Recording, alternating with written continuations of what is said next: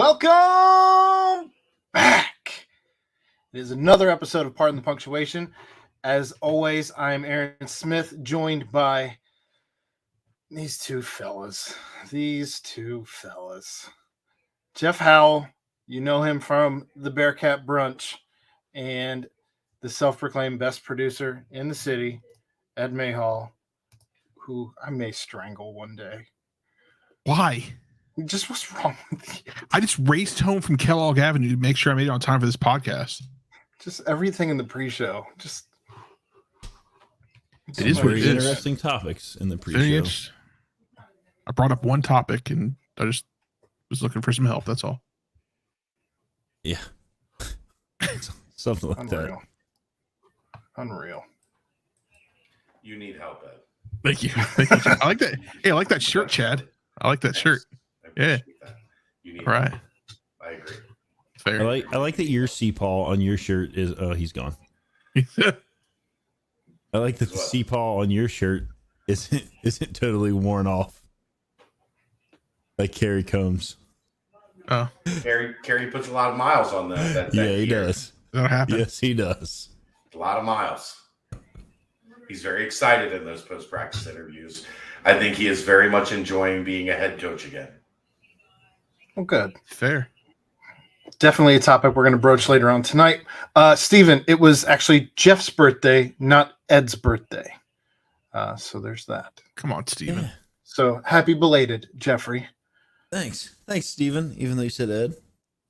I know he's on your mind all the time because he keeps hitting every sound in the... No sounds tonight, guys, except for like the bum, I think, and the buzzer. We're gonna rework those for the New Year's. You, Ed. Thank you, Steven. Stop yelling, Who's yelling? Steven. Oh, because he has all caps. All right. Any new things going on in your guys' life? I was in Indy this past weekend for my nephew's first birthday. Rachel Brennix and I drove out there, and always and the dog, and always good when the dog doesn't puke. We had her all sorts of messed up on CBD, and the baby was good. So it's good. Excellent. Victories. Yeah, just a typical week full of sports practices and school projects and sporting games and the like over here. So, All right. Ed? Yeah, same. Just soccer games on Saturday and Christmas tree on Sunday. All right. So, Tried to finish some Christmas shopping. Didn't get it done. That sounds about right. got about Well, 12 let's days. get into it. It was not a fun first half to watch, but a much more enjoyable second half. But let's talk the crosstown shootout. Is there sound, or are we just going? No, we just talked No. about this about 2 minutes ago, saying we're Well, not you doing said- sounds. All right, we're not doing any sounds. Well, the sounds wake up Steven's dog, and everybody complains to me every week about the sounds. That sounds like a you problem, not a me problem. Okay, our sound. Here we go.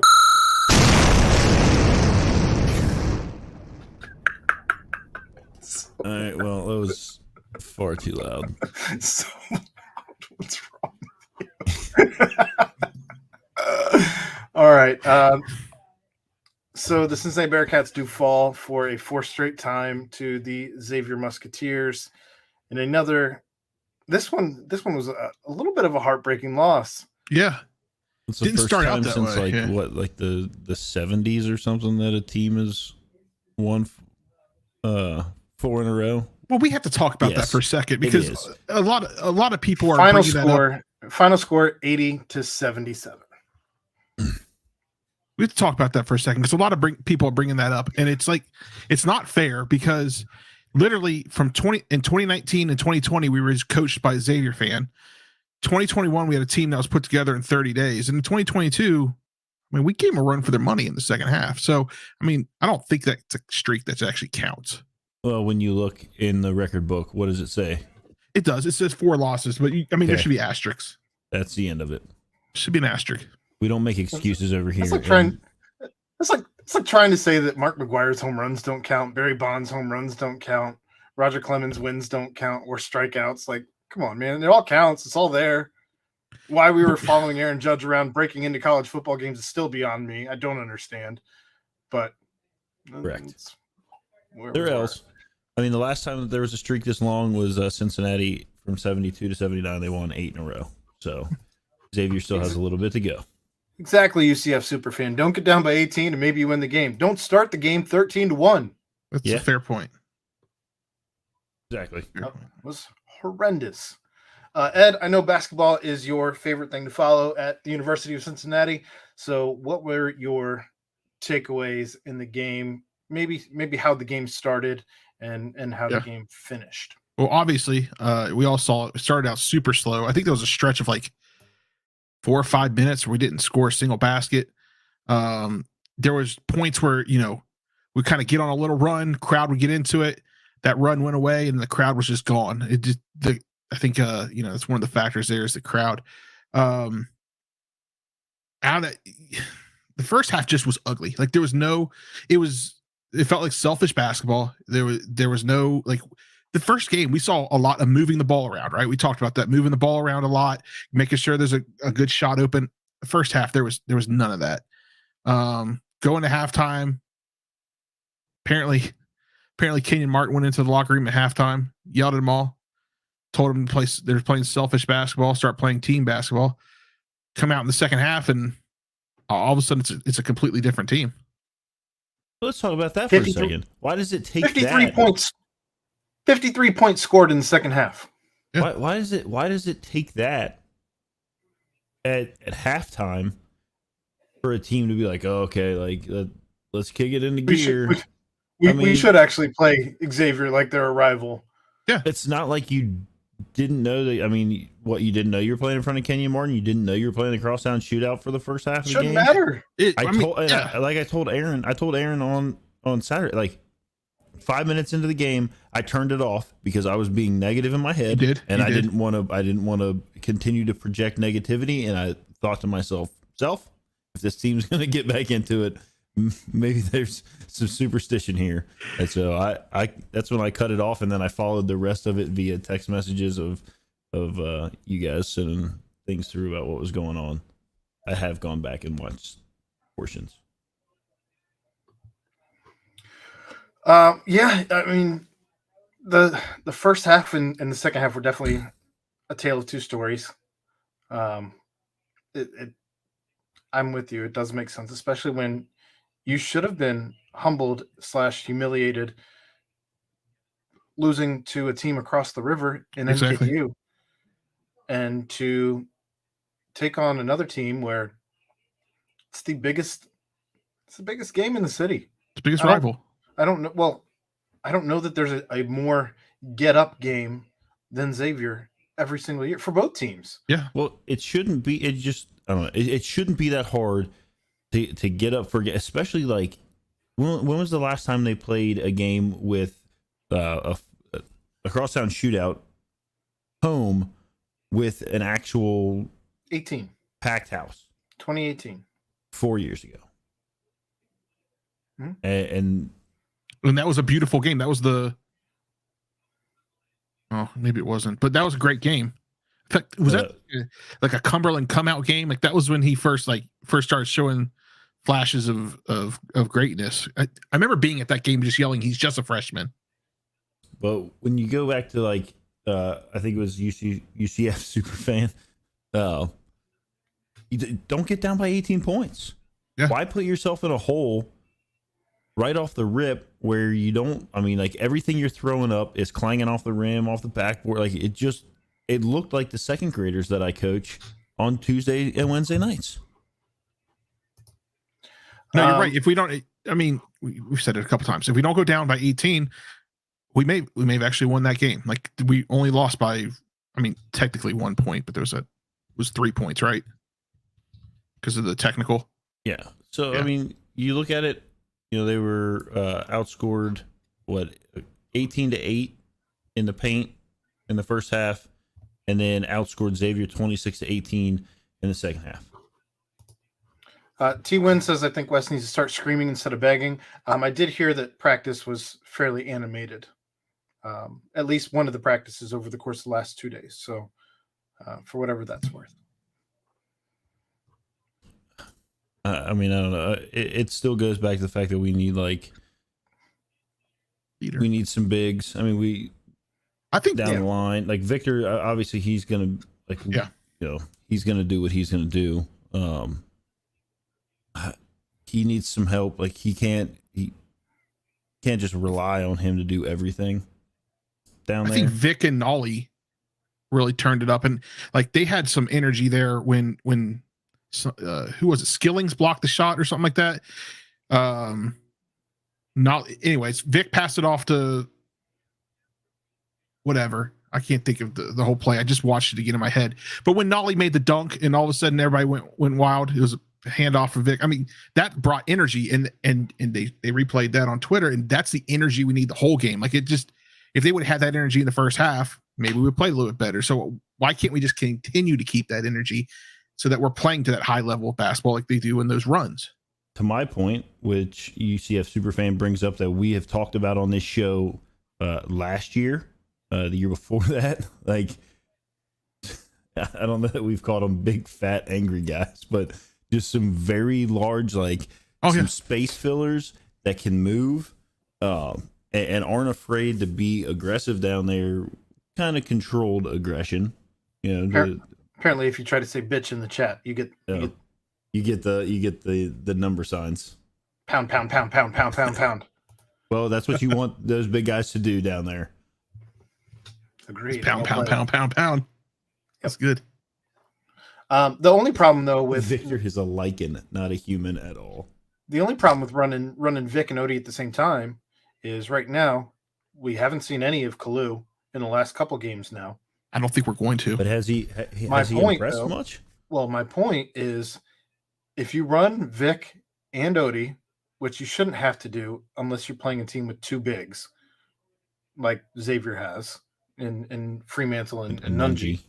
Yeah.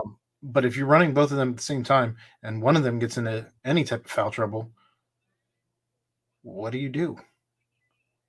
You run Sage out there.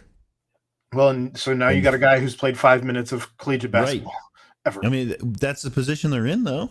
I understand. Or you just go 100% small and you try to run as fast as you can. Merely bringing up an issue to a way that you guys are trying to solve a problem. Yeah. You have to, if you're playing chess, you have to try and see the moves that could be made before you make that move.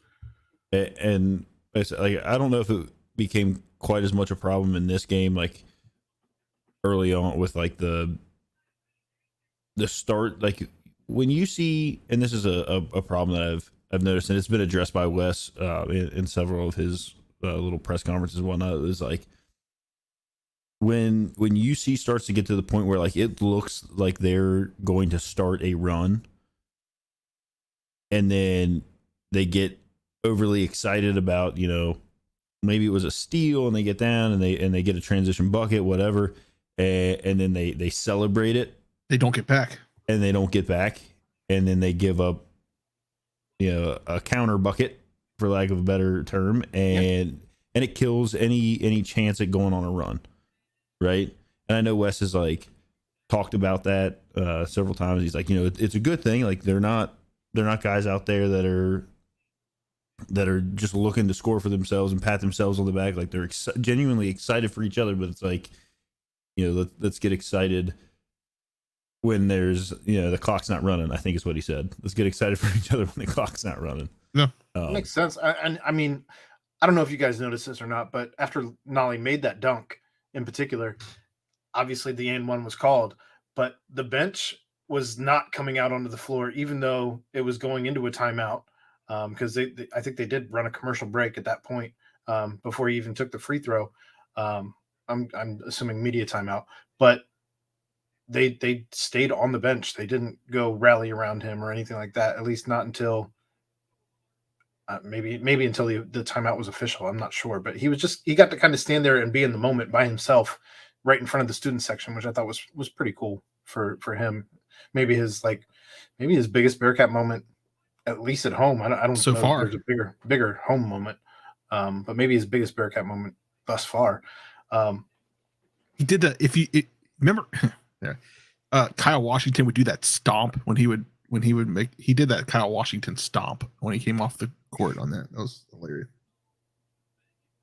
Sorry, I don't know what that has to do with anything. Justin Jackson did a mean mug. I mean, what are you doing here? Can we get both of those back? The mean face. I think a lot of this comes down to just like it was said over here. Like we're so tired, sick and tired of losing to that team. From yeah, right there. UCF super fan. Said I listened to the game on 700 because I was driving during the first half. Terry Nelson sounded like he wanted to throw his headset off and walk out of the arena a few times. We're all sick of losing X. I mean, it sucks. I know I was off the rails. I had the game on 700 because I was driving to like the last 5 minutes. I think I was driving to the soccer field, and yeah, it sounded just like that. Like he was just besides himself. He's like, "What the hell is this team?" Well, and I think that's where I'm so jealous of teams. Like, what is it? Is it Duke? I believe that has all of their student section on the sidelines as opposed to in the. I was wondering when this was going to come up because I mean I lost my mind a little bit on Saturday. I'm tired of losing as much as anybody. But what I'm most tired of, and I've brought this up on this show, I've people who are familiar with me and my body of work are not unfamiliar with this take from me, but. Especially in a game like this, in these rivalry games, in these big games, in these games that mean something, which aren't like your games against Bryant, aren't like your games against Miami of Ohio, aren't like your games against NJIT, but you have in Duke, you have all the students going crazy on the sidelines. On the ends. But here you have them just in the ends. Well, meanwhile, you have all of the donors, the people who pay for the big dollar tickets and all of that, just kind of standing there watching the game as if they're at home, relaxed. Yeah. Like, I feel like you don't often see, a whole lot of this. And Ed, I mean, when we were sitting sidelines behind Memphis, it was just you and me, and I think there was a gentleman next to us who got into it. I feel like people were getting mad at us for getting loud, getting rambunctious, standing. Well, that Memphis officer did try to almost kick us out a couple times for yelling at Penny, but it is what it is. And I understand you can't piss off the donors. That's where the money's coming from. Yeah. I get that. Give them spots in a suite on the second. They have level, that whole other side. Yeah, just move them up there. Maybe like the first maybe do the ends, but then like the first 5 or 6, 10 rows or something around like the bowl. Like I don't know how you fix it. I don't know how you get those people to be more involved in the game and like to create the atmosphere. You can't. It's just, I know it's like the people in the diamond seats. It's just like the people in the diamond seats. They're not going to, unless there's a home run, they're not getting up. Well, Noah, I commend you. Noah's mad because he feels like we're evicting him from his seats. I feel like you are a rare breed back there. Oh, well, thank you, Noah. Thank you. I don't feel like that's the general consensus, at least what's shown on TV. Yeah. And when I'm at the game, I don't get a feeling when I'm looking down because I'm always up top because I can't afford good seats. But I don't feel like I'm seeing the lower bowl, especially the TV side that you would see when you're watching TV. I don't feel like that side gets up for anything. And I get this land big. I get this. You got to win. You got to give people more reason to be more active. Yeah, but this is a different type of game. If you're making a run, you need to be getting into a run, especially against a team like Xavier. Like you can't just. This is the Xavier game is a game where you can't just sit back and wait for a run. This is when you have to be loud the whole time. If it's a normal, if we're playing ECU or something like that, okay, but still, I don't like it. But I understand. So Chelsea gets it. Section 207. I'm not there this year, but I get it. So let me do this then. If Noah's still here, he agreed. He said 100%. He said 100. So he also agrees that the folks in those areas could be a little more active. And obviously, like, we're not saying that's why the team didn't win or that's like, right. But it's. it Well, kind of it goes helps to create the atmosphere. I wonder if it's, and I don't know that I necessarily want to go too deep in the weeds on this, but I just wonder if it's a generational thing, because I don't see our generation getting old and continuing to be like that. I'm not saying like I can't wait for this generation to be gone. I'm certainly not saying that, but I just wonder what it looks like fast forward, 15 years, if you're going to see the generation that takes over in those seats acting in the same way just because we all got old. You know what I mean? Like students that move around. You're screwed when kids let them put the jersey on. They responded with toilet paper. Apparently the Oscar watch left at like 1:00 in the morning. I talked to a couple of people, and that's when Xavier got to come over and put the jersey on. Well, anyway, back to my point. I wonder what we'll see when we're, fast forward 15 years and our generation becomes the people who are sitting down in the donor areas because we've finally come into money after paying off school loans and everything else that entailed. Thanks, Boomers. Noah brings up a good point, and I know Aaron's touched on this before in our text back and forth. Yeah. Like when the Big 12 games get here, like every game's a big deal. Like you have to get up. You have to get up. You're playing in the best, and I don't even know that it's arguable anymore. I think you're going into the best basketball conference in the country. Steven. If we're just assuming Earth will exist in 15 years. Yes, I am. This is a fair point. I'm making that assumption. You're right. That is a good assumption, I guess. Yeah, like UCF superfan. Like I don't sit down. Like when the Bengals are playing, when the Bearcats football team's playing, when the basketball. Like I'm not sitting down. I'm pacing. I didn't sit for this game at all. I was literally running around the room, and I'm getting yelled at by my sister because I'm in Indy, and she's like, "I have 2 babies sleeping." I'm like, "Well, then you shouldn't have had me over for this game. I don't know what to tell you. Like, you should have told me not to come. I'm working. You should have set up a spot for me out in the garage. I'm working.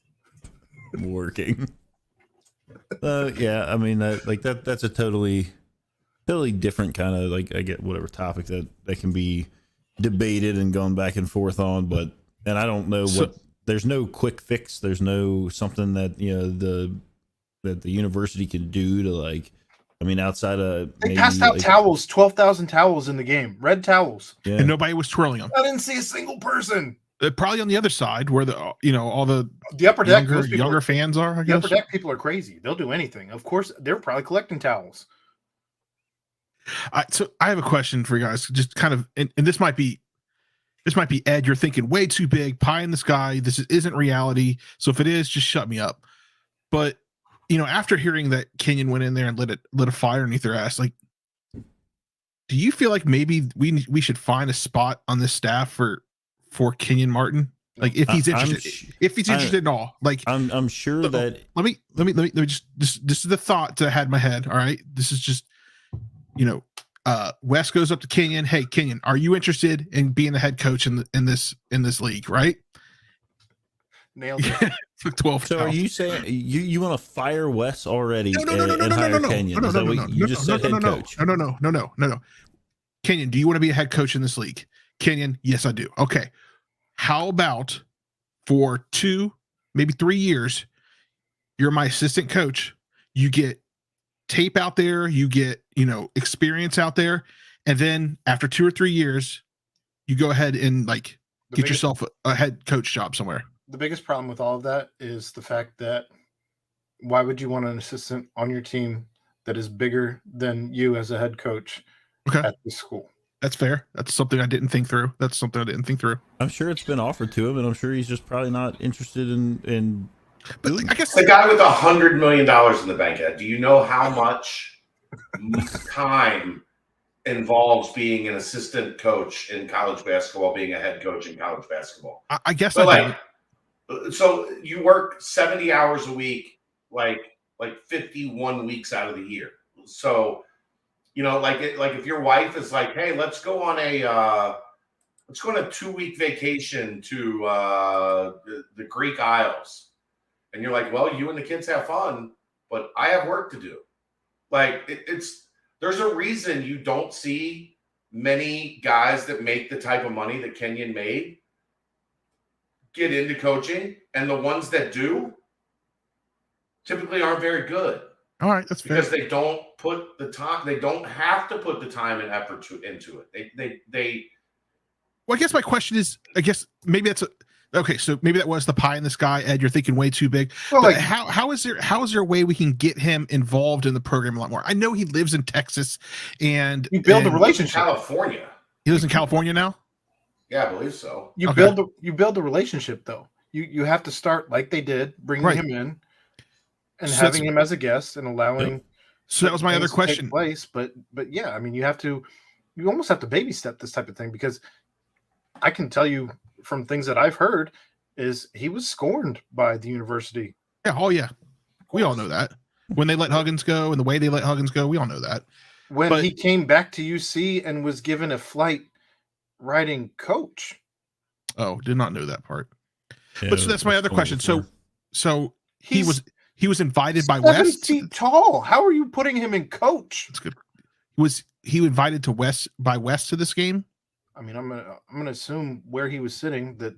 Yeah. Okay. Probably some of that. I don't have anything to. But this rotates back to what we talked about. I'm not going to get into that, but he was sitting in. It wasn't something that was very well planned.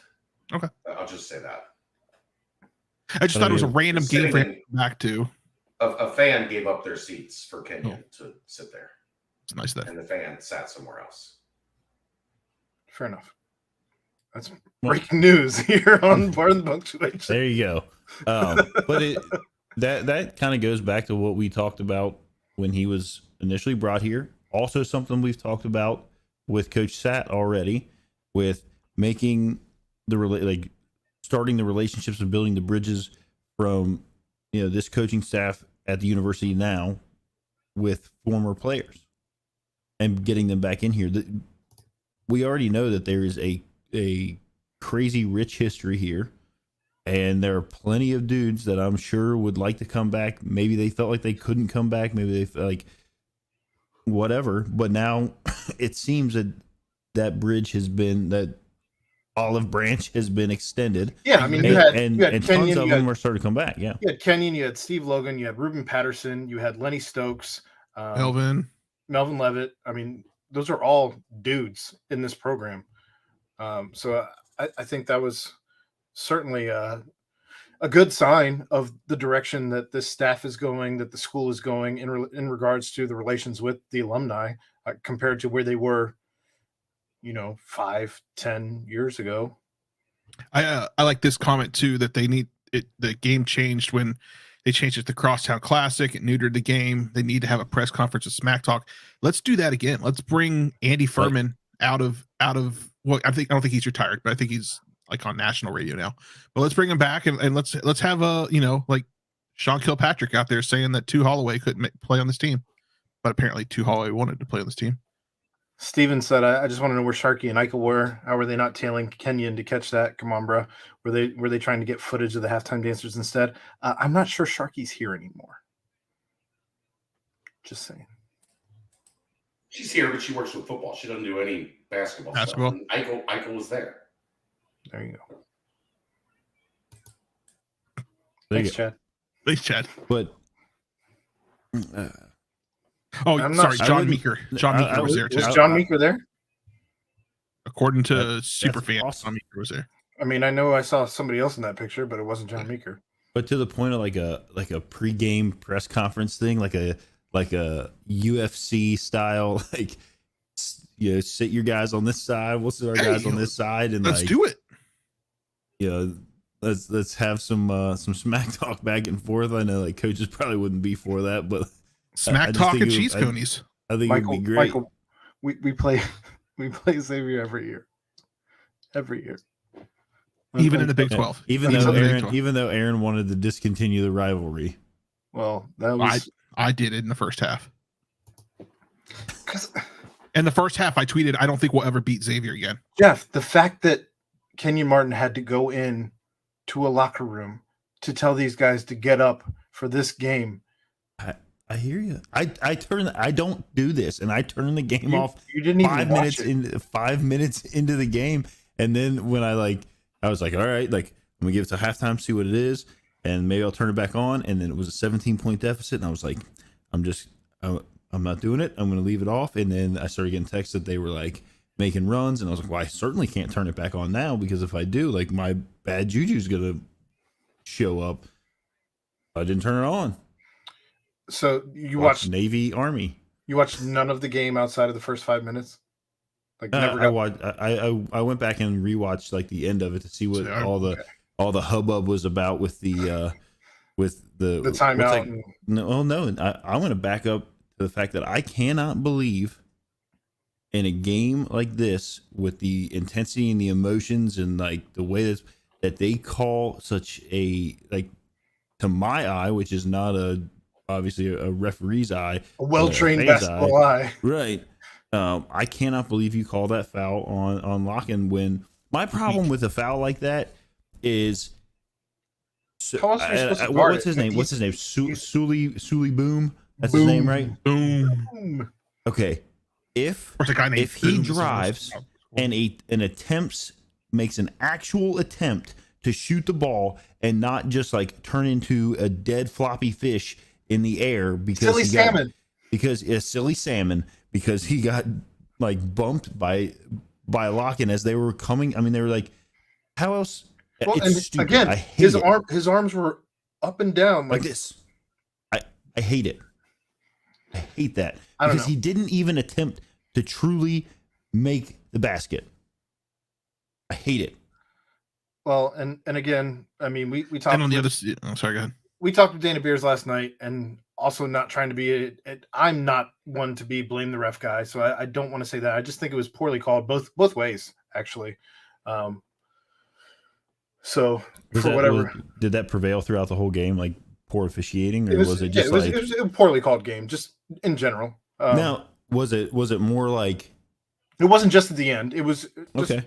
All around, I think it was. Do you think it's something that is like totally? Well, I mean, the conspiracy all the way back to like they don't want another. The conspiracy theorist in me says maybe some of those calls were Jesuit calls. Just saying. Hey, somebody said it on the internet, man. You get those referees out there who are Catholic. They're gonna lean towards one way. But I'm again being realistic. It is what it is. It was a poorly called game, just in general. Yeah. And we played horrible both ways, not just Cincinnati calls. I think it just in general. Plenty of out of bounds calls that could have gone should have actually gone the other direction. Not could have gone, should have gone the other direction for both teams. They're just some weird calls throughout the game. But to me, a game like that is, starts off so lopsided, and then the other team, like, you come back, and obviously, like, we're a bit of a homer here, but we do typically look at things as like, lay it all the way out, whatever. Look, but I'm assuming Vegas won. I mean, I don't know. The spread was 3.5. I thought it was 2.5. It got up to 3.5 by tip. Okay, so but I just don't understand making that call right there, like on a drive that wasn't even like. He didn't even try to make the basket. Like it was clear that like he was like, oh, I got a little contact, and then he flopped in the air like a, what did you call him? If this was a UNC game, that call would not have been made. So that happens. He makes the first one, purposely misses the next one, and then probably one of the biggest brain ideas of all time that is getting all kinds of hate from people who are like, get him out of here. Like Wes Miller realizes that what the rule is. You could tell, yeah. He's saying some bleep all game. If I was a coach and not a pastor, I was. Fair enough, Michael Beers. Fair enough. I don't know. Last night I said my favorite play in the whole game after David DeJulius decided this was his game and he was putting the whole game on his back, come hell or high water. Outside of if Landers Nolly makes that wide open three, maybe that wins the game. But he missed it. But David DeJulius making that 3 and 1, I think, was probably my favorite play of the game, and that's with some other high contenders. But what were your two? Brent asked this last night, and that was where I gave that feedback. But what were your two, each of your favorite moments of the game? Just to try and end on a high note. Mine was the Landers Nolly dunk, like that whole drive with the I mean that's the energy I love seeing from my Bearcats team. That's the energy I grew up watching my Bearcats team, with Mel and Kenyon and Danny and Fletcher, all those guys out there, right? That's the energy I grew up with, and that's the energy I love. And so if they can continue that energy, I think that's just it'll just help. I'm not gonna say that energy is gonna win us every game, but I think it'll help. I think that the way that you finish that game, I think there's still momentum to carry obviously into Miami, and you have to win out the rest of your bye games here and your out of conference going into AAC play. But Jeff, what was your favorite moment in the game? At least what you watched. Yeah, I would just say like the entire, like, was it like the last 8 minutes of what DeJulius did? Like, that dude is such a gamer. Like, he is a Bearcat. Like that is a Bearcat through and through right there. And I just hope that like that second half of the Xavier game is something that can like. I also think. Are you here for like? Oh, I thought Chad had something very profound to say, because he clicked in and he had like a. He's just here for ASMR. He's just giving you all the chew sounds and all the spicy nacho Doritos right now. I got some Cool Ranch shares. I've been on a major Cool Ranch kick, Ed, but I want spicy nachos. The Doritos Cool Ranch dip. F. I give it an F. Okay. Yeah. I don't need to be fancy. Somebody made an interesting comparison today, and I wanted to get your thoughts. Yeah, go for it. David DeJulius, a lot of Deontay Vaughn in his career. I saw that too. Asked to do probably more than because they're both short and stocky. Like, because they both score. Yeah, they both get buckets. Like Deontay in a bad situation on a lot of teams that weren't very good, he was the star. And by the time he left, he had built the program back up, left it better than he found it. Hard not to at that point in time, considering what he came in with. But like, I think it's an interesting comparison. They play a little bit different, obviously. What are you laughing at? Davenport's Ron Allen. Look, man, I get the frustration with JD. The problem with that is he can be a productive player. He can be a productive player for this program.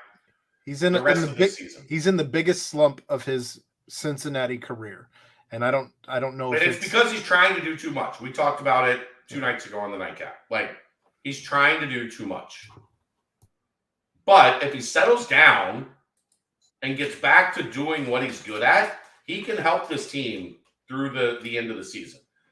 Anyhow, I just wanted the thoughts on the Deontay Vaughn comparison to David DeJulius, and I'll hang up and listen. That's my favorite. That's my favorite. I think you're right. He's being asked to do everything that Deontay Vaughn was asked to do as well. I mean, it's a very fair comparison. Somebody else compared him to Muhammad. I can't think of his last name. I can't think of his. Hold on, I'll look it up. But yeah, I agree. Good talk. Jihad Muhammad. Thank you. He was on loaded teams. He was bad. Compared it to him. That's a bad comparison. I'm just saying when I saw the comparison. I didn't say agree to that comparison. He was on loaded teams. He was bad.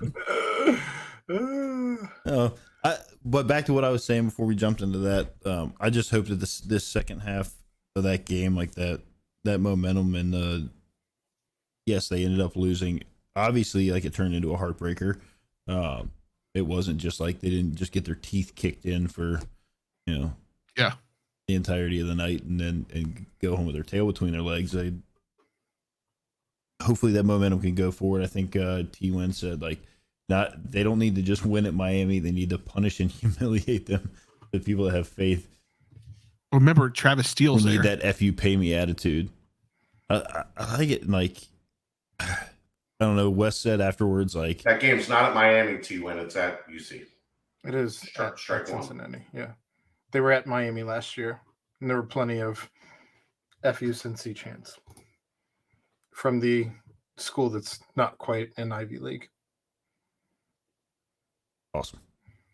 It would be nice to beat Travis Steele again. Oh, every time you beat Travis Steele is a win. Oh, I forgot he's up there. Yeah. Brent called him the fighting Travis Steele's last night. UCF superfan said, "Who's our current John Williamson?" Our current John Williamson might actually be John Newman, who's not playing.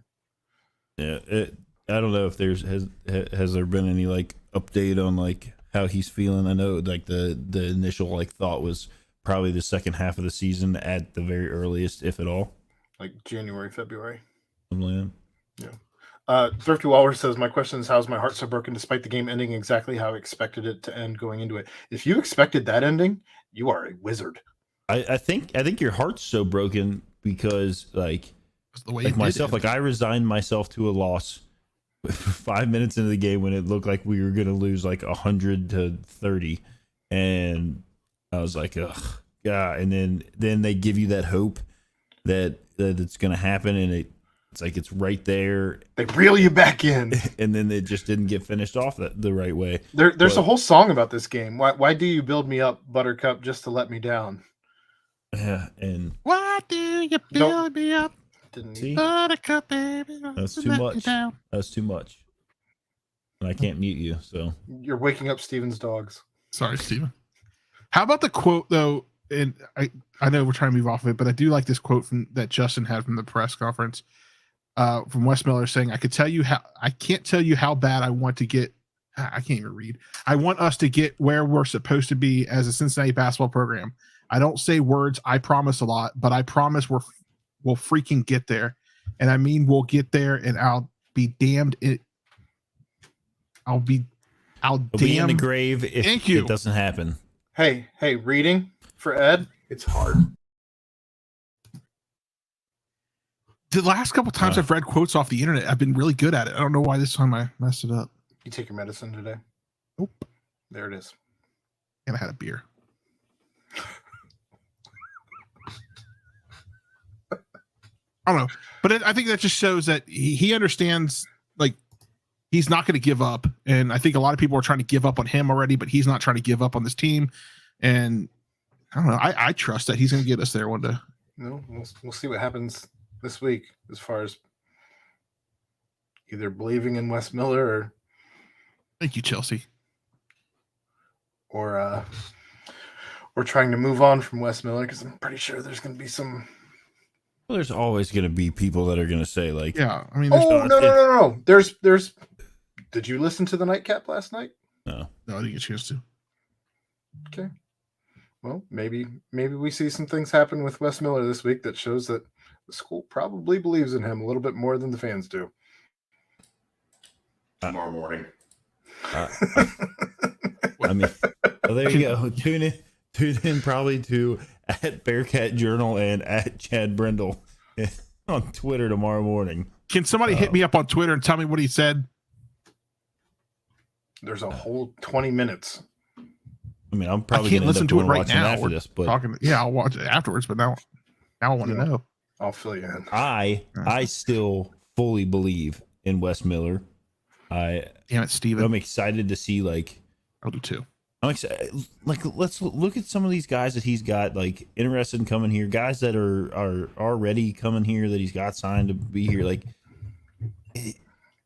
Things are going to be all right. It sucks real bad. It always sucks real bad to lose to Xavier. That's awful. We don't like that. But thanks, Chelsea. Thanks, Chelsea. Good job. Thanks, Chelsea. I knew I could count on you. If you couldn't pick up those little crumbs that were full-size sandwich crumbs that were dropped, that's what I assumed. That's what I assumed. But it always sucks losing to Xavier. It is what it is. People are always going to go off the deep end and think that there needs to be wholesale changes across the board. But guess what? If you fire, he's still playing with half a roster of his own guys. The other half. If you want to fire your coach every year and a half, good luck ever actually getting a team that's going to win, or getting a coach who wants to come here. Exactly. That too. Exactly.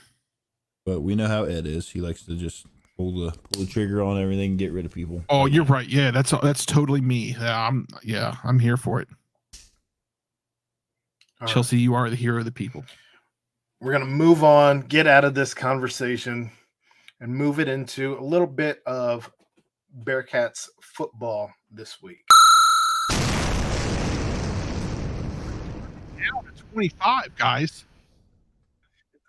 I got big ones on, big headphones on, and it doesn't put my earbuds in. Okay. It's not blowing me out. Anyway. All right. Thought we were done with that. So there is a bowl game. Hit it. There is a bowl game on Saturday, the Wasabi Fenway Bowl. Hey, don't say it like that. Let's be excited.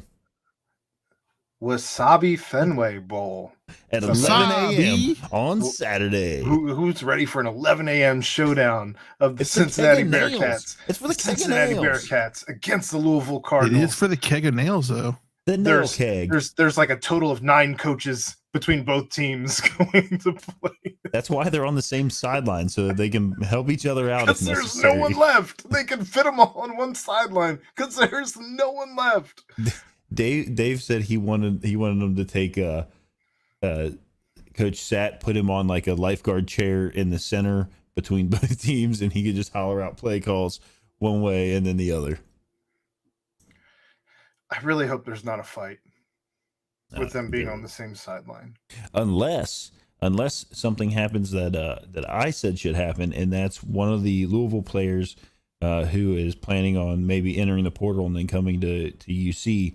Once UC wins, he grabs the keg of nails, throws his jersey off and his helmet on the ground, sprints over and celebrates with UC on the field. It's a WWE storyline waiting to happen. It's actually amazing. Awesome. It's like a double agent. No. I agree, Chelsea. The field does look ridiculous. Stop playing in cold weather. No one wants a bowl game in Boston. Everyone who's assigned to a bowl game in New England is pissed compared to Florida, compared to Texas, compared to Arizona, compared to California. Greg, there were tickets. I actually looked at going. The logistics of it just didn't work out for me, but you could get tickets. Let's see. If Ed, in the top right hand, put that picture back up, Ed. Look those pictures. Look up ticket prices while we're there were tickets the other day for $22, and they were like in the corner of the end zone in the upper right hand corner of this picture that Ed has up there. So like they weren't bad seats. They were like $22. All right. So if it wasn't a 12-hour drive or like a $500 plane ticket, I would have gone up there to spend $22 to walk in there.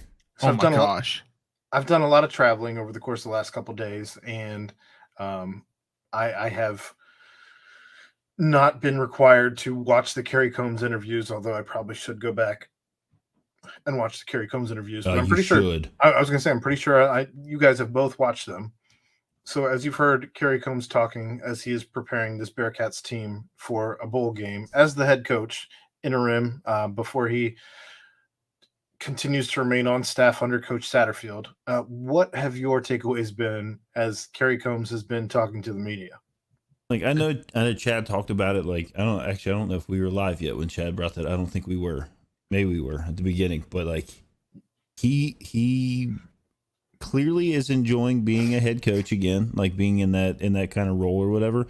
But the other thing is, like, he's one of those guys, and he said it in the first interview. I think there's been 2 posted. Like the first one where he brought up the fact that like, and he's like, he said no disrespect to, and then listed D'Antonio, Kelly, Butch Jones, and Luke Fickell, and Coach Satterfield.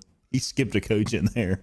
And he said, like, the guy at the end of the hall is far less important than the kids in the room. Yep. And like the way that he delivers his like answers to these questions, just like I was like, you know, I haven't played football since 8th grade. But give me a helmet and some shoulder pads, and I'm going to go out there and I want to play for this guy. ACLs and he Achilles be damned. Everything. He 100% believes they're going to win. even with all these players leaving to go to the NFL, to go in the portal, he 100% believes that they are going to win this game. Well, absolutely. I love the energy there. I love it. So Justin asked him a question, and I think it was the second one. So it was the one yesterday that got posted, or maybe it was posted I think it was yesterday. Justin Williams, I believe it was, and Chad can correct me if I'm wrong because I know Chad was there. But he asked him a question about how are you thinking about doing playing time as far as some of the younger guys to see what you have there, or the older guys, and he was like, that's not what this is about. Like, this bowl game is about, we're going up there to win. We're going to put, the best kids that we've got available on the field are going to play. He said, no, some of the younger guys have shown in the last 2 weeks, whatever, that, they can help us win. So they'll get some playing time, but it's going to be our best guys are going to be on the field. These guys didn't stick around to watch some younger kids play. Keep in mind, at the same time, he's playing with a fully loaded hand, only because I say that, I guess not exactly fully loaded hand, but he can play with anybody who's still on the roster at this point. If you haven't declared, if you haven't entered the portal, any of the kids here, he's not burning a red shirt for anybody, right? Right. If you haven't played 4 games yet, if you haven't played 3 games yet, you're fair game for this roster, for this game. And he's, obviously, some of it is what, he did say that, to our disappointment here on this podcast, it doesn't sound like they're going to run a full-blown triple option offense. He said they didn't quite grasp it. They couldn't quite implement it in the short amount of time that they had. He said 4 times they tried.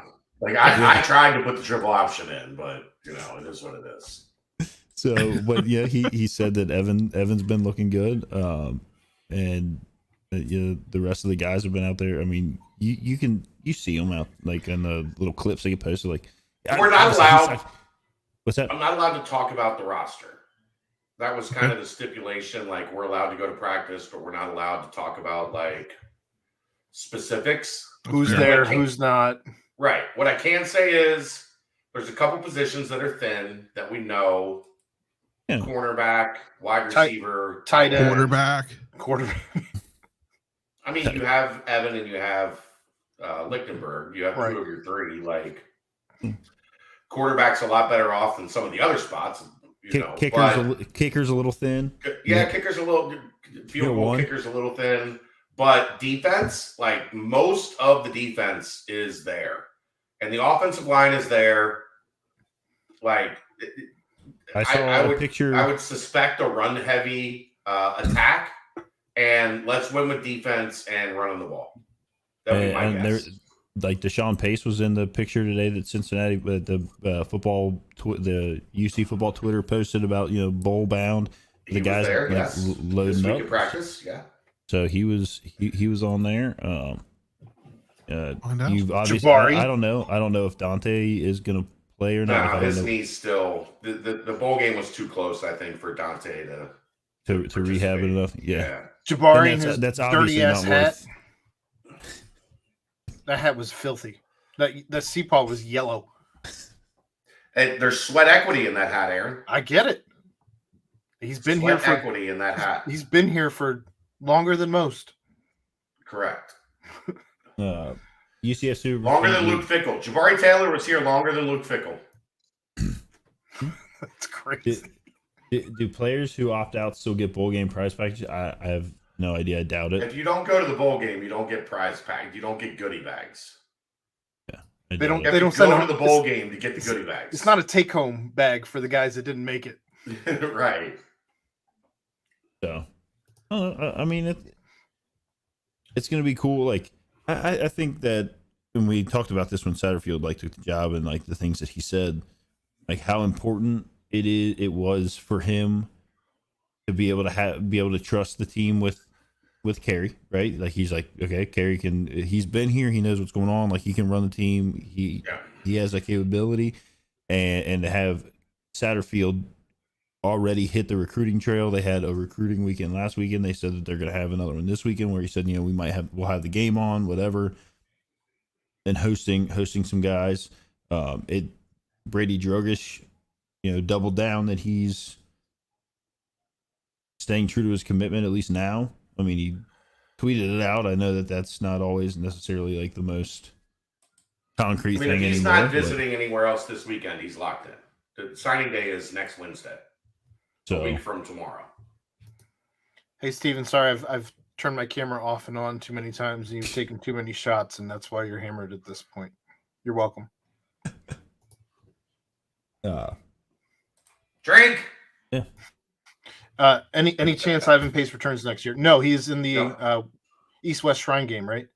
Yeah, he accepted an invite. So he will be in a post-game bowl, so he will not be eligible to return next year. Essentially, for people that are wondering, as soon as you enter the draft process in football, you're done. There's no turning back. Just kind of how that, for whatever reason, that's how the football process works. I don't necessarily agree with it. Are those bowl games considered part of that? Like those East-West Shrine and that? Oh yeah, all the showcase games for the draft. So that's all. You're declared for the draft. Okay. What else was he going to do in college though? Like, right? If you weren't American. I saw today. If you weren't going to make the NFL this year, you're never making the NFL. I saw There's today. nothing he could do next year to increase his stock from this year.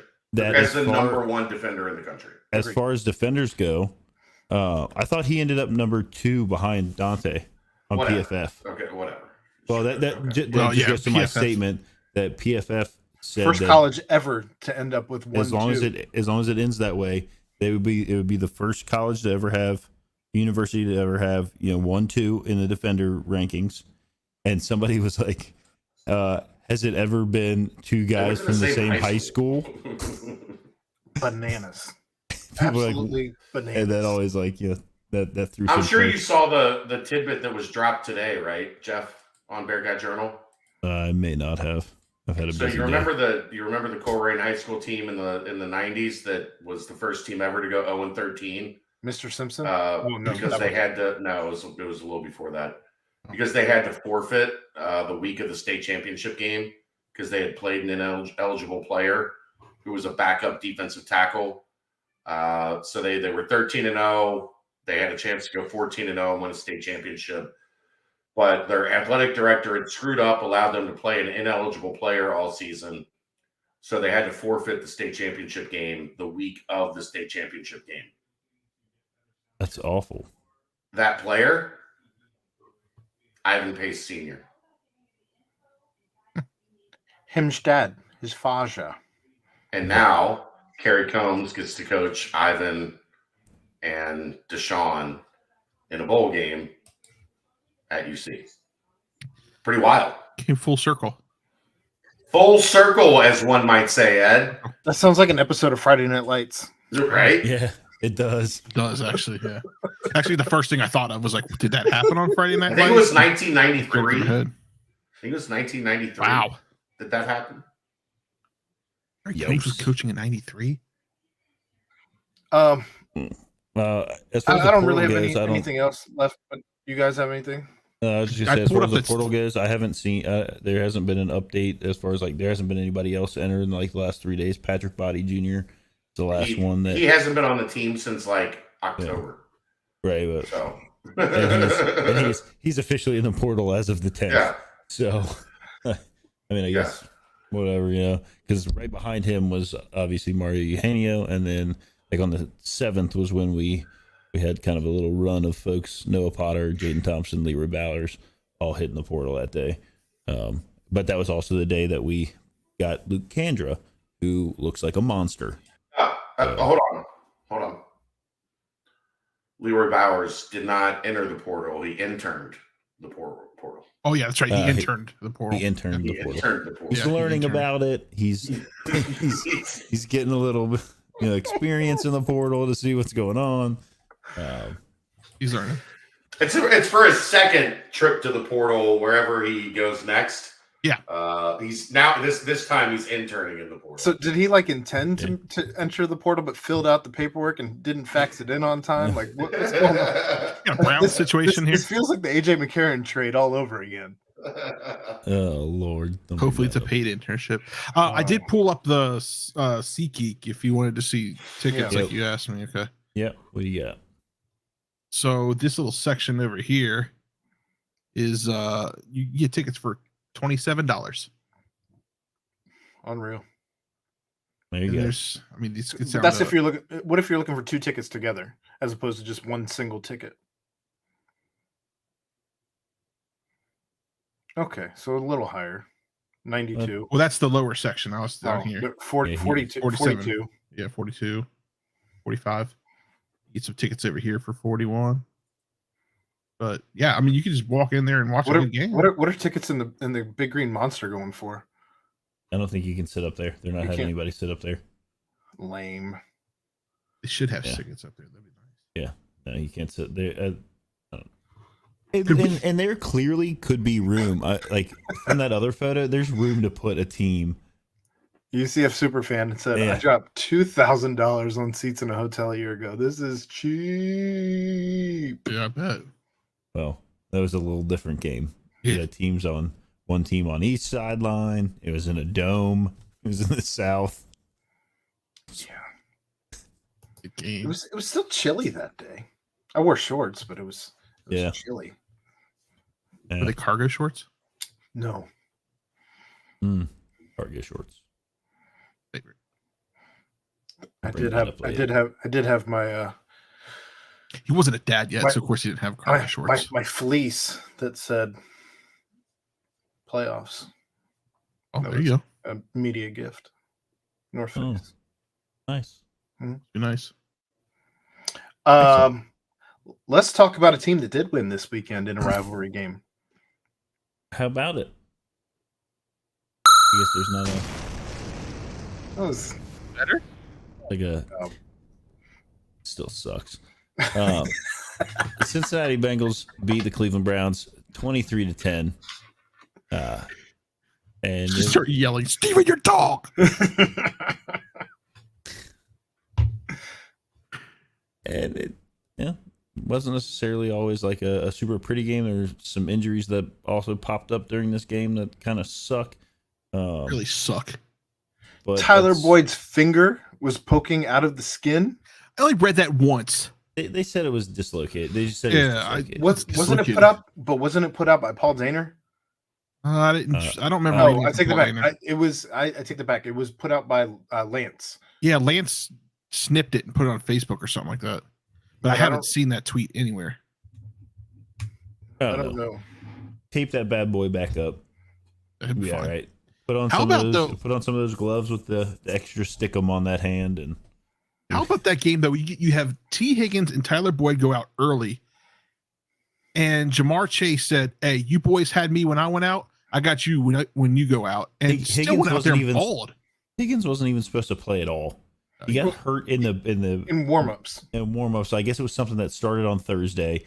Then in the warm-ups, he like really tweaks it to the point he's not supposed to play. And Can we talk about apparently that, he though? snuck onto the field for like the first series. If you get hurt in warm-ups, why are there players that are healthy scratches that can't be substituted for you who just got injured in warm-ups? I don't agree with that either. Well, I guess maybe I don't know. You're not gonna necessarily, I guess, have a surprise. Like, I don't know. I don't know what the reasoning behind that would be. Right? Greg's saying he had surgery during the game. That's how serious it was. Oh, So his finger very well may have been sticking out of the I skin. just read that it was just a dislocation. Yeah, that's what Zach Taylor put out there. Do you expect the head coach is that to where put that it? came from? Yeah, I that's just- what Zach Taylor put out there. It was just dislocated. wasn't- It was dislocated out of his skin. Ed, you're on mute. This is why Okay. somebody's account's blocked. I didn't know he had surgery during the game, so I didn't see that anywhere. Fenway Bowl 4-packs for $99. 4 for $99. Is that each or 4 total? No, 4 For tickets 100. there you go. 25 apiece.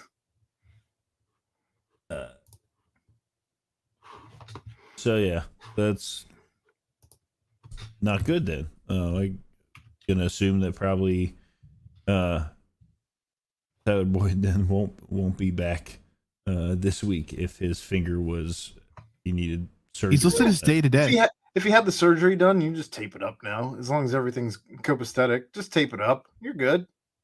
I guess it depends on like the severity of like if he. If it's so jacked up that he can't catch a. I mean, if you can, he probably doesn't really need all of his fingers to catch. You can. I mean, depending on which finger it is, you could potentially splint it and tape it up. Just cut it all the way off. Just like spitballing here. Maybe you just don't really. There was definitely a guy that cut off his finger to go back into a game before. Yeah. That's happened. Yeah. That's old school NFL. That was like 70s Ed. And obviously like they said brought up like there's no Higgins, there's no Boyd, Hurst was still out. And the other dudes, I mean they've shown already this year that they can step up when needed. Obviously like having Jamar there is helpful, but it's helpful to have guys that are on the field that the other team actually has to look at as like, potential threats.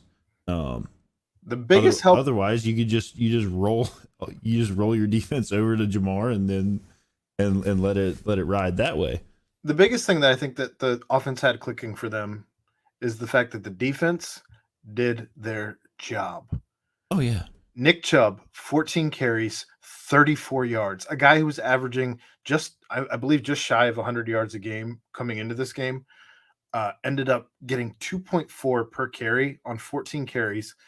Deshaun Watson looked terrible by the eye test, although he did end up 26 of 42, 276 with a touchdown and a pick, 2 sacks as well. But he looked like a guy who didn't know how to play quarterback. Well, I mean, he hasn't played in like 2 years, so a year and a half, yeah. I think they made a big mistake. Here's another little tidbit. With DJ Reader in the game, the Bengals defense held Nick Chubb and Derrick Henry to a combined 73 yards rushing. With him in or out when DJ Reader's wasn't playing, the run defense was ranked 24th. With him in, the run defense is ranked 2nd. That dude is a dude. Monster. Chad. He's good. He's very good. I just want to get on the record. He's good. He's very good. Like, it's just ridiculous. And then you got somebody you got Hendrickson broke his wrist at some point and played the rest of the game. He still apparently wants to play this weekend. Well, club it up.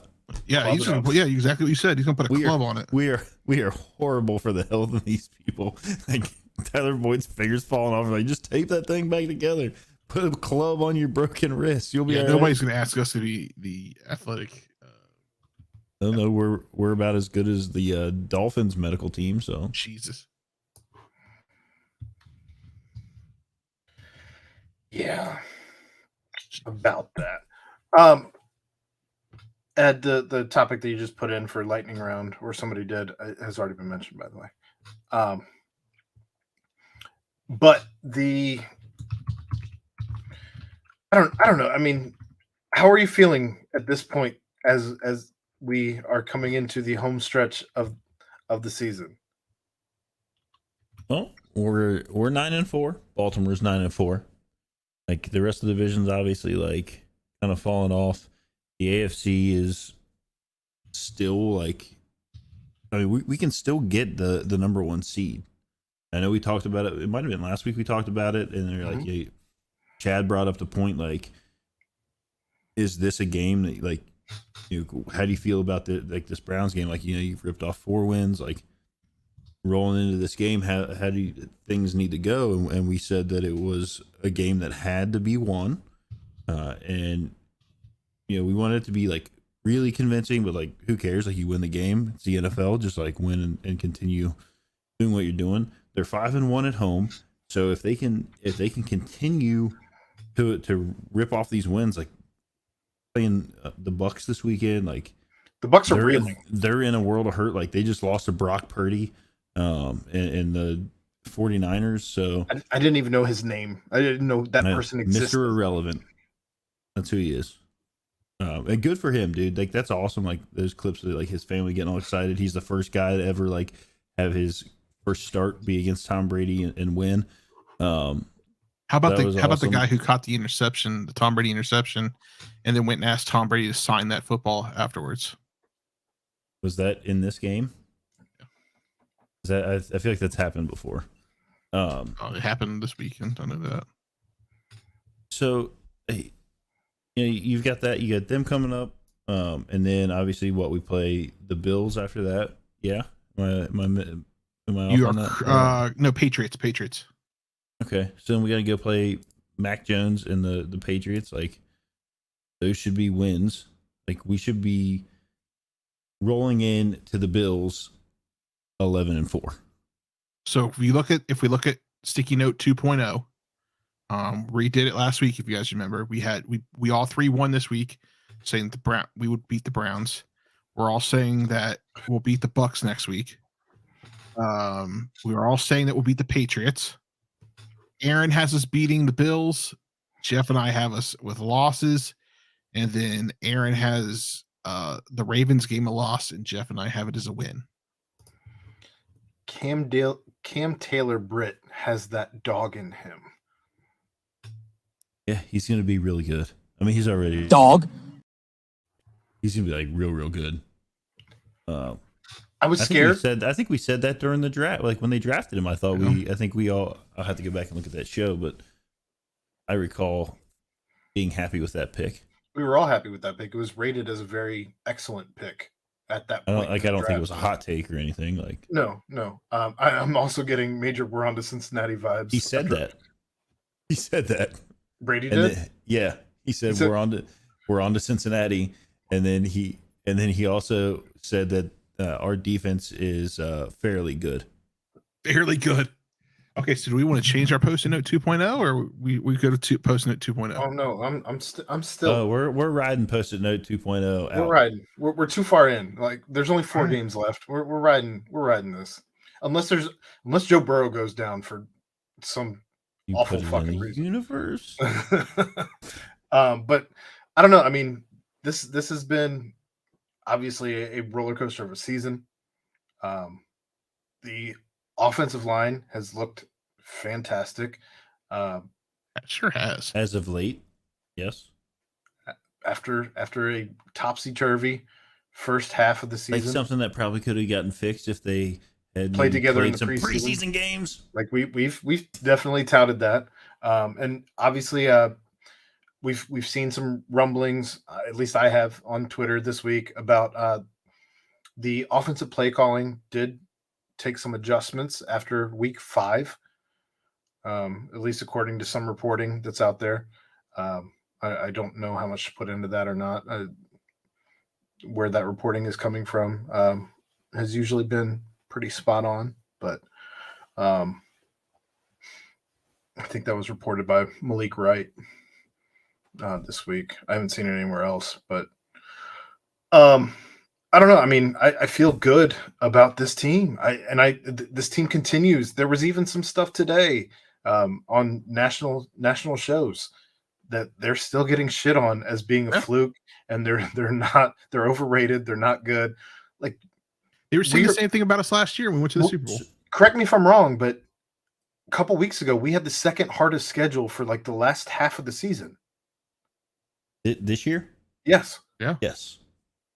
Correct. Like for the second for the second half of the season, we had the second toughest schedule according to everyone. How is it a fluke if you're winning all of the games? It's not a fluke. Well, like, I mean, it obviously, like, you've got you. I said at the beginning of the year, I thought that they would win 11 games, and that would be good enough to get them to the playoffs. I still think that's going to be enough to get them to the playoffs, yeah. and they can hit 11. You don't want to be just into the playoffs, though. If you're home, if you're winning at home at the clip that you're winning that's what I'm saying. You're 5-1 at home. You want home field advantage as badly as you can get it. So what we have to go to Foxborough. Yes. Are we on the road the next 2 weeks? Yes. And then we're at home to finish the season. So, yes. I mean, potentially. Like he could be staring 4-0 in the face. Like if you're gonna go somewhere to play, like I mean, like you said, like the Bucks are reeling. Like go in there, like just do what you got to do. I see UCF super fans saying like we have to win the whole thing this year because the offseason some salaries, the key dudes explode. I'm one of the like, yes, let's win it all this year. Like I'm not saying like don't do that, but obviously, but what Joe Burrow has shown this season is different than what we saw last year, right? Like it wasn't just like I'm gonna drop back and throw it up because Jamar's down there somewhere. It was with the scrubs this week. He was 18 of 33, 239, 2 touchdowns, a pick, and I want to say that touchdown to Jamar Chase was maybe the tightest window I've ever seen him throw into. It was, and he said he didn't even see the ball coming until it was 5 yards away, and it just hit him in the stomach. Yeah. That throw was the same as the throw to T. Higgins the week before because there was no window. There was no window there either. Only you saw it. But what I'm getting at is like his ability to make guys like Trenton Irwin and Trent Taylor, like Mitch Wilcox? Maybe Mitchell Wilcox. Yeah, so Mitch Wilcox. Somebody the backup long snap. Somebody nicknamed Irwin and Taylor yesterday on radio the Trailer Park Boys. Yo. Like I almost drove off the road. It was so funny. It was so funny.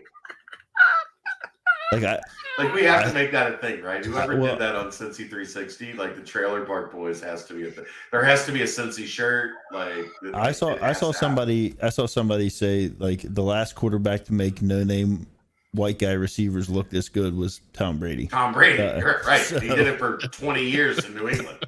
I mean, like, and then like you hit a flea flicker that's probably one of the prettiest flea flickers I've ever seen. Ever. And my favorite part about that is the camera angle from the end zone. Like smiling. It looked he couldn't stop smiling. Like he had the biggest smile ever, and he caught it.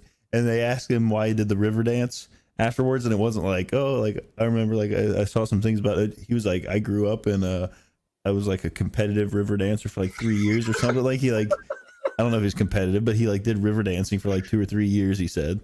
So he was like, oh, I just thought I'd bust it out. Have at it, dude. So to be able to see like Joe Burrow do what he's doing, obviously like the offensive line like is part of that, like giving him the time back there, because when he has time back there, we all know that like NFL quarterbacks are going to be significantly better when they're not being sacked. So for him to have the time and then still be able to hit these guys with back shoulder throws, and which obviously we've said before, he throws probably the best back shoulder ball ever. He hit Jamar Chase with another one that like put Denzel Ward in a spin cycle, which was hilarious to me. And he took his one shot at Jamar on that little like pass out into the flat that was. People were trying to call Jamar Chase out on that play. What are you supposed to do? You turned around and catch the ball. What are you supposed to do? Like the whole play is you look back to catch the ball. It was a little behind him, whatever. He doesn't catch it, and he gets blown up. Like that happens sometimes on that play. Like whatever. Still toasted Ward wants to stand up and be like, oh yeah, like let me pick my helmet back up that I didn't have my chin strapped on right for. Toasted you all day, Denzel Ward. Oh, dude, like whatever. Like somebody, and I know it wasn't Denzel, so like you can't but there was somebody like some Browns moron that like I don't know tweeted out a picture of like some guy in handcuffs and was like, this is gonna be Jamar when he's like dealing with Ward. He was gonna get locked down. Yeah, that didn't happen. Sorry. I think he had 119 yards, 110 receptions, 119 yards, and a touchdown. Yeah, I don't consider that lockdown. I don't know about you. Nah. So, but obviously there were some things that could be cleaned up at the beginning of the game. It was a little bit rough, but they had some curveballs thrown their way. the defense just was like, all right, you guys get whatever you got to get worked out over there, worked out. Like, we'll take care of it over here for a little bit. And then you guys go, like Jesse Bates said, like, our job is just to get the ball back to 9 so he can do what he does. Pretty much. So. Well, Ed, do you have any last thoughts on this game before we change topics? You've been a little quiet. You're on mute. You're on that's mute. Not That's helping you be less quiet. No, I saw what you put in the chat or in the notes, so I'm good. Are you looking up the last thing that I just put in there to have visual? I was actually looking at it as you were putting it in there. I was getting ready to type it in, and I saw you typed it in. So nice, excellent. I don't have anything more on the Bengals right now. I think we're just in a really good place right now. It feels really fun to be winning. Congrats to Joe Burrow on getting his first win against the Cleveland Browns, by the way. Yes. Probably nice to get that monkey off his back. But we are. And now they're never going to beat him again. We are on to Tampa, and I did, by the way, hear that there were some no means no chants in the stadium, which hat tip to the fans. Well deserved. Like that's you did this. You did this to yourself, Deshaun. Yep. So, you're not going to catch any sympathy from me on that. Nope. All right, Ed. I think do you have your? We got to do something about those. Like we need something else that's hurt my head. Ed, this is your new heights minute. I'm not going to actually give you a minute because I feel like this one might be worth discussing. But tell us what you got. All right, so listen to New Heights last week. They were obviously bring it back to all three of us because the question I'm asking involves all three of us. Travis kind of skipped around the whole topic of getting beat by the Bengals. He didn't want to touch on that very long at all. When normally they touch on those topics pretty long. He was not happy about it, so they moved on. But they started talking about NBA guys, and this is a pretty good topic. So I want to ask you guys this question. I think it was Jason brought up that he could see NBA guys playing in the NFL, but he couldn't see NFL guys playing in the NBA. So they kind of brought the topic, what NBA star could play in the NFL, and then vice versa, what NFL star could play in the NBA. So I wanted to see what your guys' thoughts on that were on that, because obviously Jason said that LeBron James could probably play in the NFL. Not now. He's almost 40. Well, he watched LeBron play years ago when Travis had floor seats in Cleveland. So it's been a little while. So, but who do you guys think? What NFL player could play in the NBA and what NBA player could play in the NFL? I don't know anyone's or basketball background that's in the NFL, I guess, to know if they would be good enough to play in the NBA. I know I saw some things floating around. I forget who it was, but they were saying they were ranked higher than Trae Young on the when they were coming up as recruits for I want to say it was T. Higgins, actually. T. Higgins was rated higher than Trae Young as a basketball recruit when he was coming up in the high school ranks. And somebody said that definitely means he would be, somebody who could make the NBA. And I'm like, there are plenty of kids who are ranked very high that don't necessarily pan out after work out to be NBA caliber. I think with T's ability to jump, but like I think a lot, like what do you see a lot of? Like you see a lot of like tight ends, like who's like Antonio Gates was like, didn't he just play basketball in college and then like went and became like a really good tight end? That is true.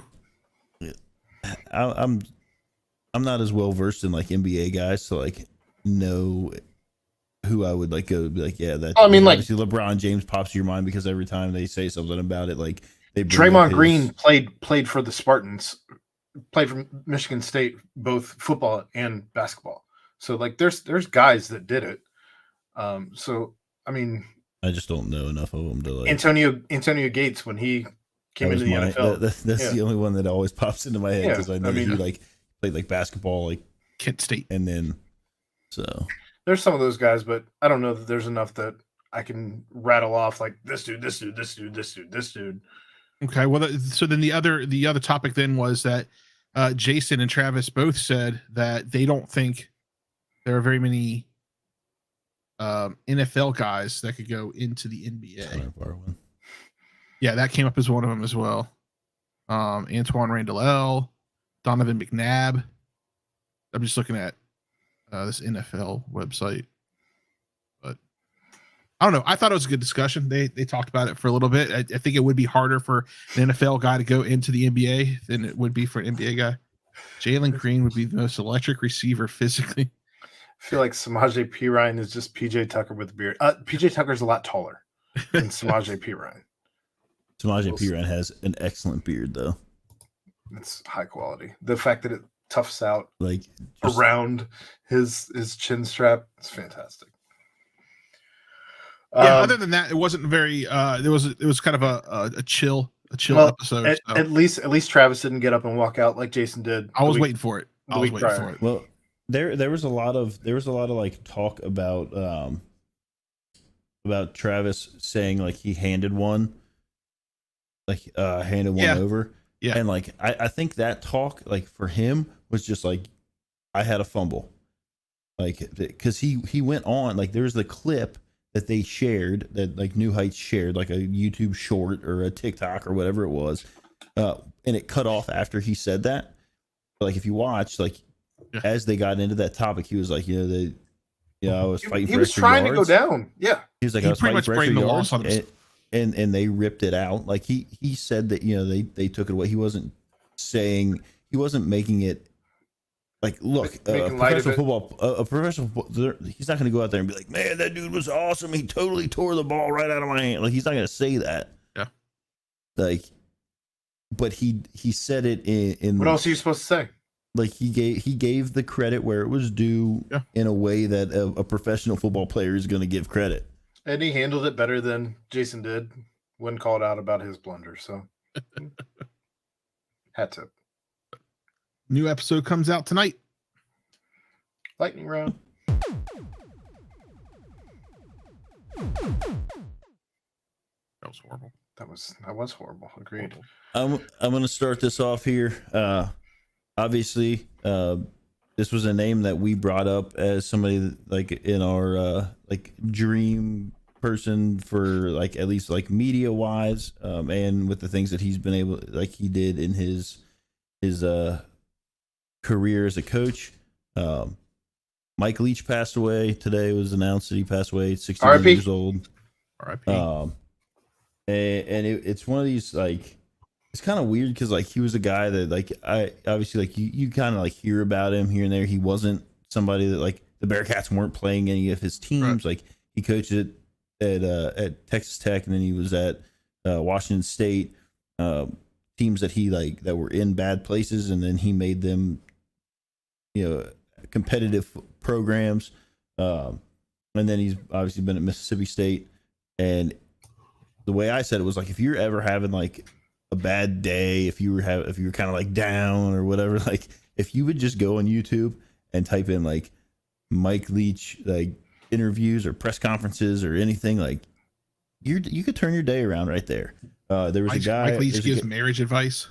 Yeah, there's a guy on Twitter that said that his name is it's at Travis Raider. He's whatever. But he said he was strangely affected by the death of Coach Leach. There's something about the passing of a person who is uniquely himself, who didn't conform to others' expectations, and now that unique presence is gone, and it's a true loss for society. And there was really no better way to kind of wrap that up. To eulogize. Yeah. I mean, and one of a kind. College Game Day did a thing where they kind of obviously like they talked about him and whatnot, but he was asked a question at one point, like, what would you want your obituary to say? And he said, why would I care about that? Why is that my problem? I'd be dead against the guy that's writing the obituary's problem. So like that's that's him. He was hilarious, dude. I think my favorite Leach story tonight came from a kid that was like in college at Washington State, and him and his buddies started like a Washington State like blog. and they were like there at like a practice post game or a post practice like scrum, and they're like trying to finagle their way around like the normal media gaggle. And afterwards, Leach was like, "Who are you? Like, what are you all about?" And the kid told him, like, we're students here. We love Washington State. I'm trying to get this thing up off the ground. And Leach tweeted out the link to their stuff with their little like tagline, and like it sparked this kid's career, and now he works in TV, and the guy that he started the site with when he was in college is a photographer for the Mariners, and like it launched this kid's career. I wanted you to be like, and they became Barstool Sports. but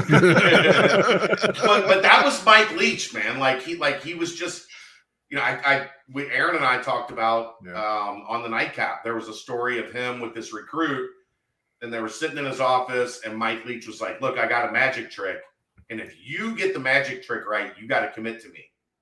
He had a deck of 52 cards, and he said, "I'm going to put these 52 cards in 2 piles, one red, one black. You pick." So first card red, second card black, black, black, red, red. Like this kid went through this whole deck with Mike Leach, guessing every card, color of every card, face side down in the deck. And when they got done, Mike Leach turned over the 2 decks, and the red deck was all red and the black deck was all black. And the kid was like, "How the fuck did you do that?" Basically. And, he committed to Nebraska. He didn't end up committing to Texas Tech, but yeah. But he said it stayed with him. Right. How do you do that? How do you commit somewhere else after you watch a wizard perform that in front of you? But he said it's something that stuck with him like his entire life, and Leach stayed in touch with him. Yeah. Like stayed in contact as he was going through his college. Like he said, actually, Leach sent him a note, like a letter in the mail when he committed to Nebraska, like thanking him. They're like congratulating him and like, "Hey, I would have flipped my commitment right there as soon as he sent that letter, because everybody else, like when a kid commits somewhere else, they just cut all ties. The head coach is like, "Fuck that kid." Like he doesn't know what's good for him anyway.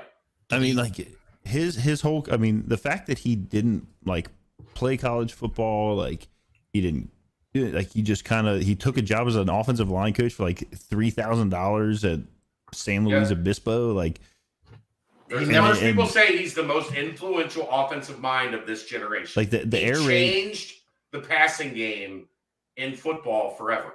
He also never conformed to anybody else's normalities. No. And that's I guess there was for that. I guess there was a thing that said to be in like the College Football Hall of Fame, as a coach, you have to have a 600 winning percentage, and he was like 3 wins short of like rolling that over. And people are like, "Oh, they gotta make an exception here or whatever," and like whatever. He was the OC for Tim Couch at Kentucky when Kentucky had like the Tim Couch era, which was like the only time Kentucky had been relevant up until.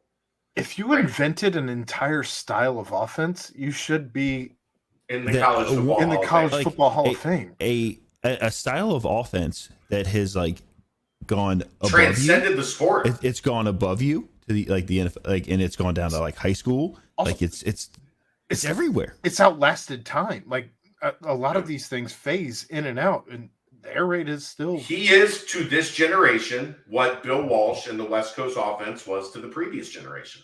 Yes. I mean, I don't think there's any arguing that. Like Aaron, we argue a lot. I don't even think we could argue about that. Not tonight. Not tonight. Not tonight. When you mentioned like favorite stories that pop up, there was one that popped up, and this is like I'll kind of end on this, and we can move to the next part. But it's supposed to be a lightning round. I know, but this is like this Ed, you're muted. This needed to be in maybe its own section. But there was a reporter that said that he sent a text message to Mike Leach and said like, "Hey, I'm kind of doing this story about like, college football, like pranks or whatever. Like, what is there like a favorite one that you've done or had done or whatever?" And Mike Leach like responded back and was like, "Hey, call me." And so he called him. He answers the phone. He's talking to him. Mike Leach is like going on and on. It's like, gone well past, and he's like, I'm listening to him tell the stories about whatever it is, and I start noticing that I'm hearing whistles in the background, and I was like, hey Mike, what where are you at, like what's going on? And he was like, oh, I'm at practice. Like he was like, this is not that important. He was like, oh no, yes it is, it absolutely, this is just practice. Like he's at practice. I told this story on the nightcap tonight as well. And he so takes, good. He takes this guy, like he takes 20 a minutes phone call, talking to him on the phone, practice is going on. He's just like, no. Having this like this personal relationship with you on this story is far more important than what I'm doing. Like I can still do this part here. Like I've got other coaches, and the cargo short story is also a good one. But there's thousands. I mean, there's just stories everywhere. If you get on Twitter, type it in, like go through, like there's tons of people from all walks of life, it seems, that have like a Mike Leach story that has affected them in some way. So many reporters, especially, like in ways that he gave them an opportunity that no one else did. And those, I think, at least in what I do, those are the stories that mean the most to me, because somebody takes a chance on you. And so look where we're at. 11,000 views in a week. not only did college football lose a shining light kind of thing, but like the world really did. So I agree. A legend in his own right. Ed, what you got for your getting? Oh, there it is. All right. Twitter Spaces. I have not been on a Twitter Space since Berg hosted a Twitter Space last basketball season. I don't subscribe to Twitter Spaces. I don't click on the links for Twitter Spaces. I want nothing to do with Twitter Spaces. Yes, you do. Apparently, no, I don't. Okay. I don't want anything to do with Twitter Spaces. I want lots to do with Twitter, nothing to do with Twitter Spaces. Yeah, that's a very toxic place to be. It seems like Twitter in general. Twitter in general is a cesspool. Twitter Spaces seems to be like that can launch you right into losing your account. It seems to be a petri dish, and I don't know what's happening currently in Twitter Spaces, but it seems, at least in Bengals culture, Bengals Twitter places right now, it seems to be a very bad place to be. I don't know how anybody else feels about Twitter Spaces, but just wanted to throw that out there. I occasionally accidentally click it, and then my phone, it just turns into like people like screaming. Although I did hear one funny thing on a Twitter Spaces. I have been in a Twitter Space more recently than Berg. It was the Marcus Freeman night where I did hop into the Notre Dame conversation to listen to crazy people talk about Notre Dame, and it got old really fast. But I did accidentally click on one the other day that was the Crosstown Shootout one before the game. Yikes! And Chad was in it, and he was a speaker in it. Ooh. And someone, I don't know who, was making a joke, I guess, about like the Gold Star Chili in town hoops game or something, like some stupid, like ridiculous thing. And I immediately clicked out. But that I do click on them on accident on occasion and have to immediately get out, because it's just people screaming at each other and nobody really gets any point across.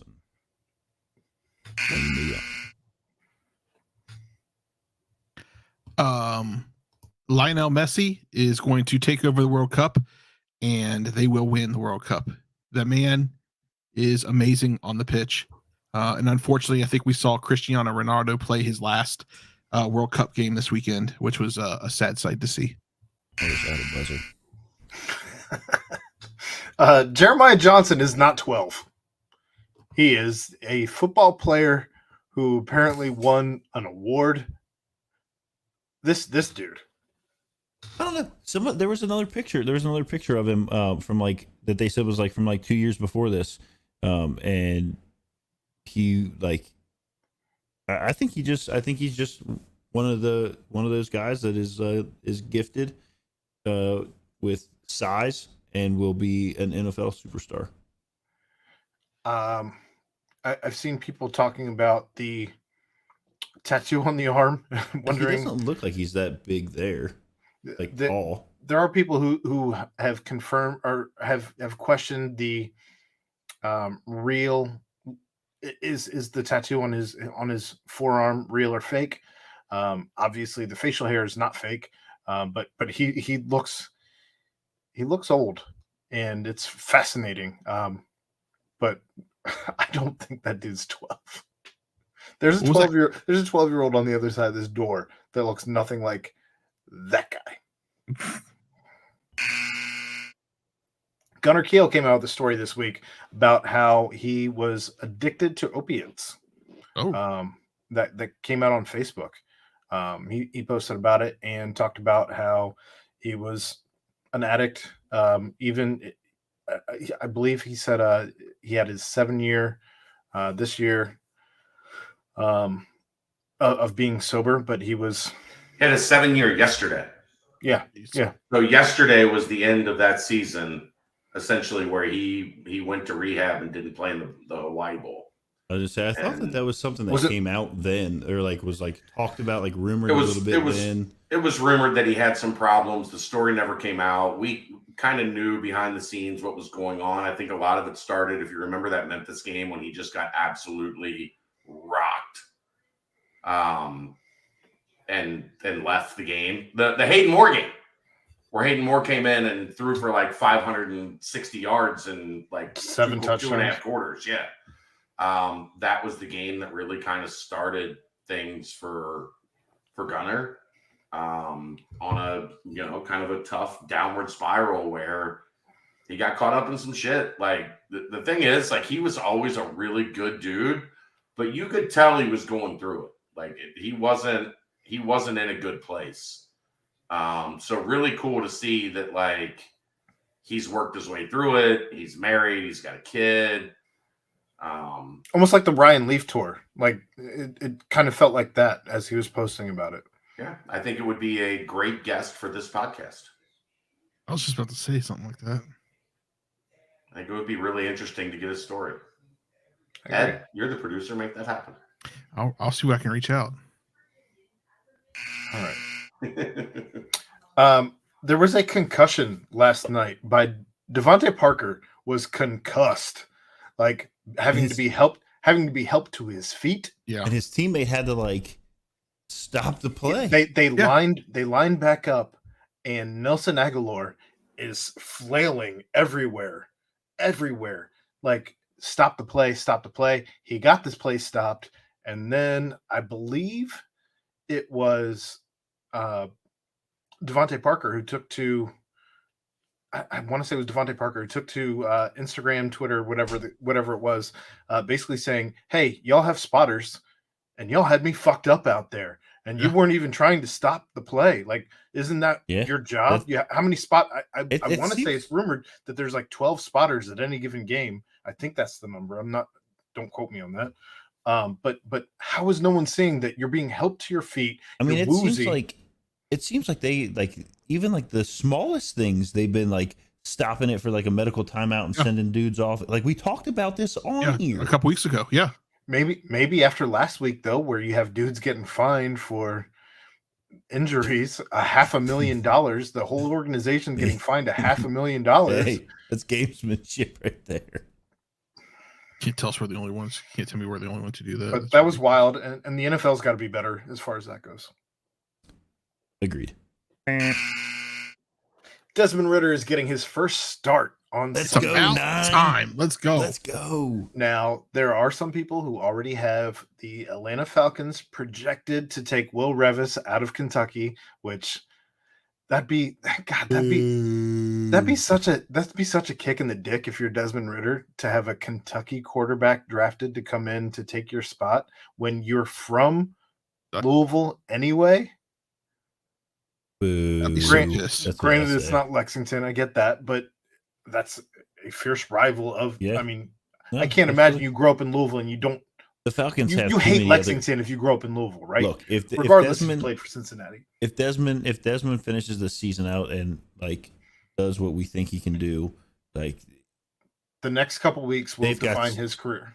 They've got some other issues that they need to fill down there. So let's go to Des.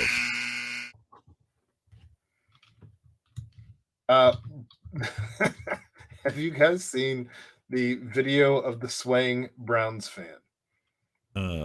Went viral. Yes. This guy might have had the worst weekend of his life. If the haircut wasn't enough, I feel like he lost a bet. He eventually, Like that, the guy in front of him is really in the danger zone. That's what I was thinking the whole time. Like, this guy's gonna get puked on. I was waiting for the lady, what the lady did earlier this season. Yeah, wasn't that was that a preseason game or was that the first game of the season? It was a preseason. I thought it was a preseason game that lady just puked. But like, everywhere. look, he's still like, I mean, he's crushing like a White Claw right there. White Claw, yeah, going hard. So apparently, this is so. When you put this in the list, I was reading this from Barstool Cleveland. This guy apparently does this all the time. Like, this is him again. Like on Thursday Night Football last year. There he is, passed out here in Cincinnati. There he is again in Cleveland. It looks like get ready to get. Clearly didn't lose a bet. That haircut is an ongoing thing. Oh, there's the sway. The sway is that's his thing. There he is again, swaying in Cleveland. That's awesome. This guy is a serial swayer. Yeah, this guy. People are like posting like this guy is like. I clicked on it to see if maybe the guy was okay. Like, did he make it back to Cleveland okay? Is he still alive? He is. But apparently he does this. Serial swayer. That's fantastic. So that was really interesting. All right, let's wrap this up here with your bum of the week. You're training like a damn bum, you know that? Bum. A bum. You are a bum. You're a bum. And that's all you'll ever be. A bum. Well, that hurts, man. My bum of the week this week is Marcus Mariota. Did you guys see this story? I read something quickly. Did he quit? He walked off the field and is not expected to return at this point in time to the Atlanta Falcons. So he's just like, I'm out. Just done. Like, and if that's the case, I don't know that anyone brings you back in. You're not going to start. Where are you going to start? Who? Cleveland. Who would you start? They got a $230 million. They're all in on Deshaun Watson. Guaranteed money, all in on Deshaun Watson. Maybe even though they brought in Jacoby Brissett to try and throw on a fourth and whatever for a touchdown, which really overthought that one. I apparently it was his birthday, so I don't know if that was like a nod to. I don't know. I don't know.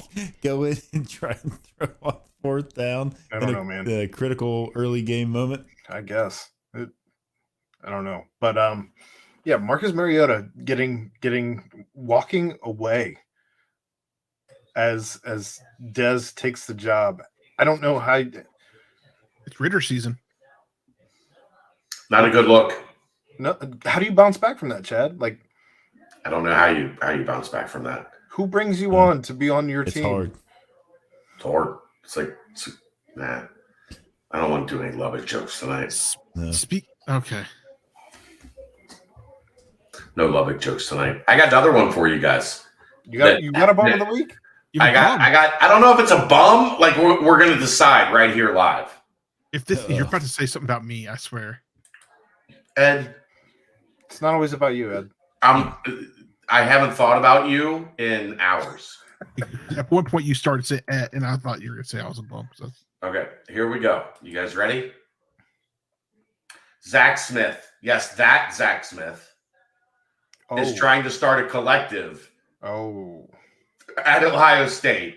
Who wants to match Menace to Sports raise? Who wants to watch Menace to Sports raise $13 million like Ryan Day asked? And we will level up Ohio State recruiting.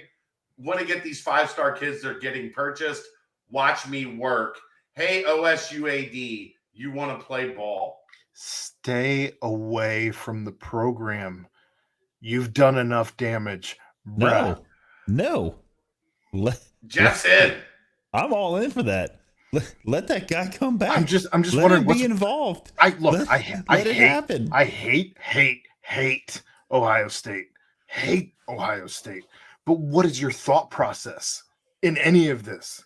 You guys fill me in. Who's Zach Smith? Being relevant. We'll talk about it later, Ed. Okay. He wants Google. to be, Google this Zach is Smith. the guy. This is Google- the guy. Okay. Google Zach Smith, Urban Meyer. That'll tell you Assistant everything. coach. I got it now. Okay. All Yeah, right. that's him.